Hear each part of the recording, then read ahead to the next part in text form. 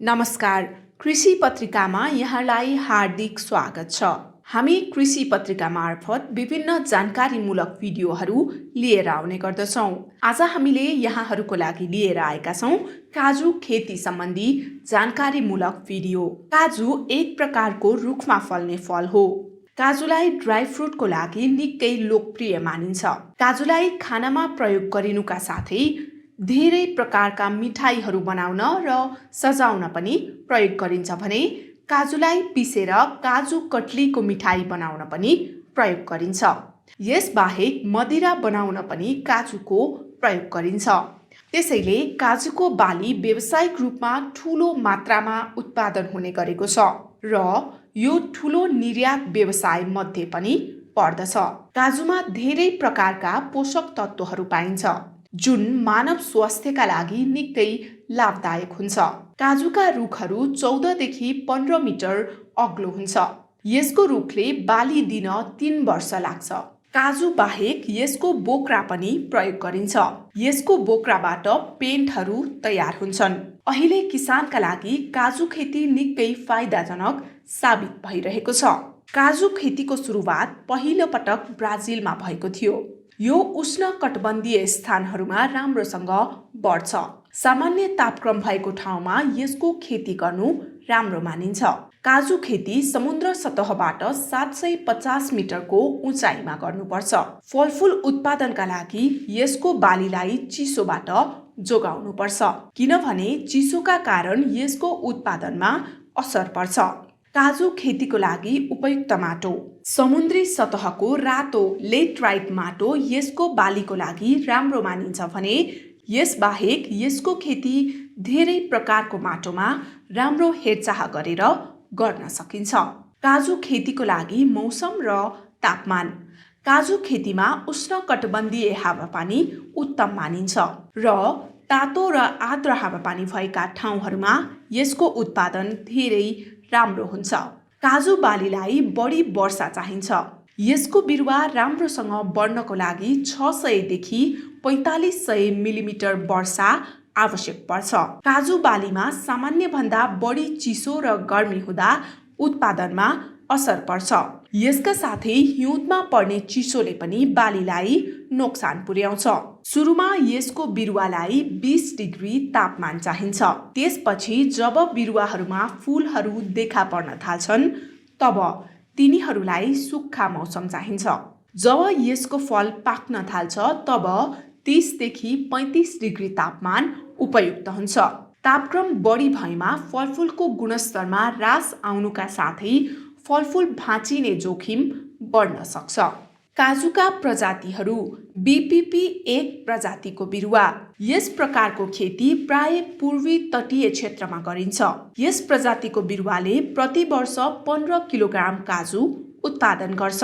यसमा 30% सम्म बोक्रा हुने गर्छ। यसको बिउ करिब 5 ग्रामको हुन्छ। एक पटक रोपेपछि काजुको बोटले 25 वर्षसम्म उत्पादन गरिरहन्छ। बीपीपी 2 प्रकारका बिरुवाहरू बीपीपी एक बिरुवा जस्ता तटीय क्षेत्रमा पनि यो प्रजातिको बिरुवा उब्जाउ गरिन्छ। यसको बिरुवाबाट एक वर्षमा 20 केजीसम्म काजु उत्पादन गर्न सकिन्छ। यसमा लगभग 26% बोक्रा पाइन्छ।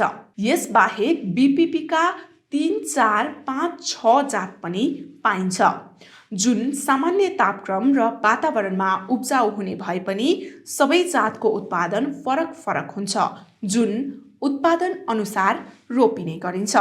खेत जोत्ने र बिरुवा विधिको तयारी काजुको खेती सुरु गर्नु अघि खेत गहिरो जोत्नुपर्छ ताकि पुरानो बालीको सबै अवशेष पूर्ण रूपले नष्ट होस्। यसपछि यसलाई गहिरो गरी 2 पटक पुनः जोत्नुपर्छ।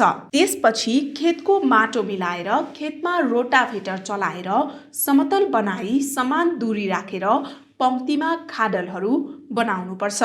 प्रत्येक खाडलको बीचमा 4 मिटरको दूरी राखेर 1 हेक्टर खेतमा करिब 500 वटा खाल्टो बनाउन सकिन्छ। यसपछि यी खाल्टोहरूमा उचित मात्रामा गोबर मल मिसाएर माटोमा राम्ररी मिसाउनुपर्छ। यसका साथै खाडलमा रासायनिक मल उचित मात्रामा हालेर माटोमा मिसाएर सबै खाडलहरूमा राम्रोसँग सिँचाइ गर्नुपर्छ र यी खाडलहरूलाई छोप्नुपर्छ।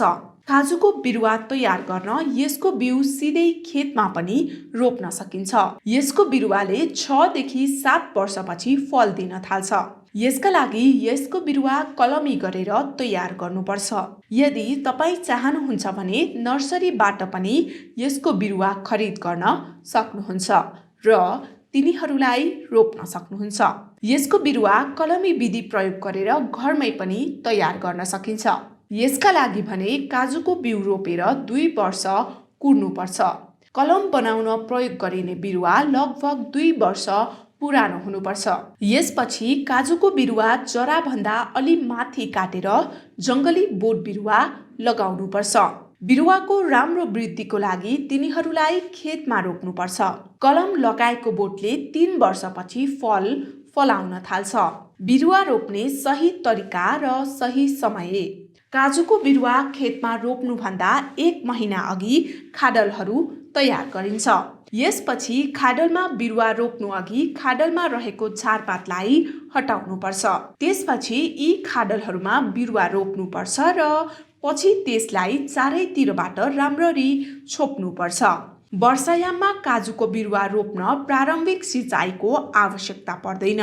यसले गर्दा बिरुवा राम्रोसँग हुर्कन्छ र बिरुवा छिट्टै बढ्छ। उर्वरक र सिँचाइ। काजुको बोटलाई बढ्नको लागि थप पोषक तत्त्व चाहिन्छ।